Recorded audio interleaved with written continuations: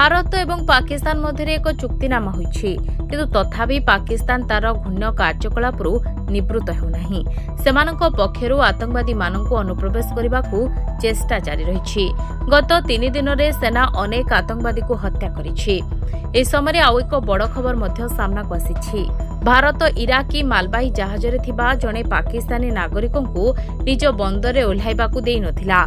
ए मालबाही जहाजर कर्मचारी मानक मध्यरे भारत एवं सीरियार कर्मचारी मध्य थिले। प्रकृत रे एक इराकी मालबाही जहाज कर्नाटकर करवार बंदरे पहुंचीथिला। एहा इराकर अल जुबैररु आरंभ होइथिला। जहाजरे 2 जण सीरियान एवं जणे पाकिस्तानी कर्मचारी थिले। सेठारे 15 जण भारतीय कर्मचारी थिले किंतु सुरक्षा कारणरू जहाजर कर्मचारी मानकु करवार बंदरे ओह्लाइबाकू अनुमति दिया जाय नथिला। जहाजरू माल खाली करा जायथिला किंतु पाकिस्तानी एवं सीरियार कर्मचारी मानकु 2 दिन पई जहाजरे रखा जायथिला।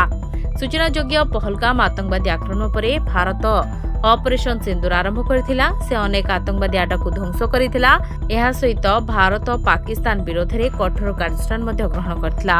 से पाकिस्तानी नागरिकों पई भिसा निषेध करथिला। एही कारणरू मालबाही जहाजर पाकिस्तानी कर्मचारी मानकू कारवार बंदरे अवतरण करबाकू अनुमति दिया जाय नथिला। Bureau report Dinalipi live.